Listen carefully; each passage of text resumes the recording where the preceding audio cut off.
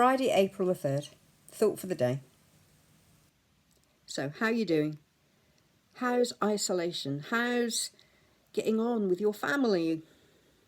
They say there could be unintended consequences to being in close proximity to husbands, wives and children for 2-3 months.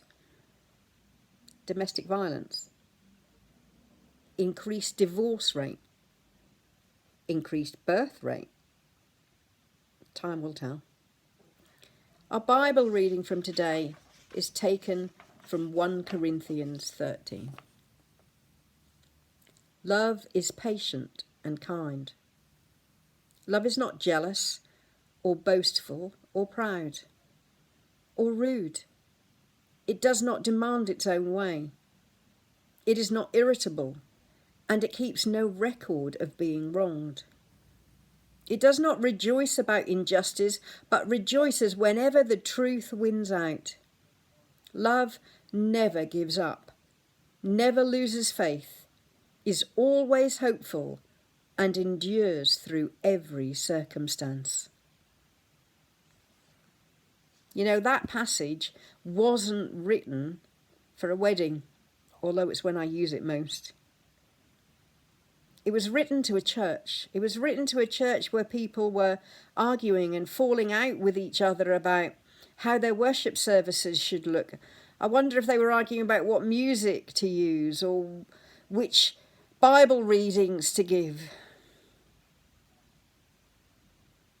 I don't know how you're getting on having all your family around you. Last week in the WhatsApp page, I posted a video of a man being given a multi-choice question. If you were to choose who to be isolated with, would it be A, your wife and children, or B? Yeah, B, definitely B. It would definitely be B. Is that how you're feeling? How are you getting on with each other? Of course, we need to remember that there are those in our church that have no one to be isolated with, those that are on their own. And we need to spare a special thought for those. Let me read you this Lent reading. God, our God, you have called us to be a people on the move, travelling light, dying to live, ready to lose ourselves for the sake of the world.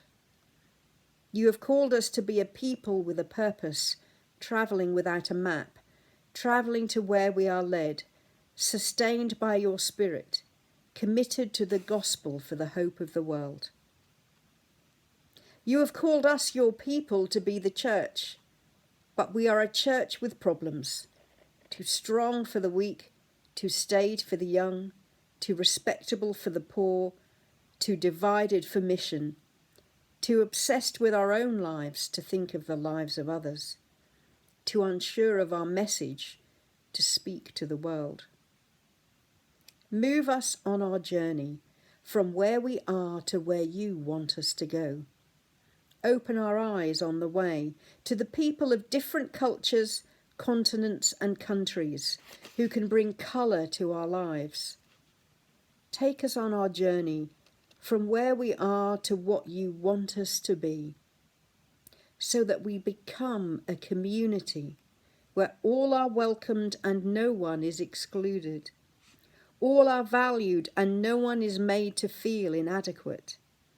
All are forgiven and no one is ashamed to belong. All are encouraged and no one is too hurt to come among us. Lead us on our journey from who we are to who you want us to be, so that patience is built in us, kindness is assumed in us, gentleness is part of us, compassion flows from us, truth is second nature to us, and the commitment of love is part of us. Let us go gladly on the journey towards Easter, the journey towards death and resurrection. Let us journey in the peace and power of the Holy Spirit. I believe wholeheartedly in all of that reading, But I'm wondering if just at the moment we hope that reading comes true in our houses, in our families, in our isolation. May love win. That's my thought for today. See you tomorrow. Bye.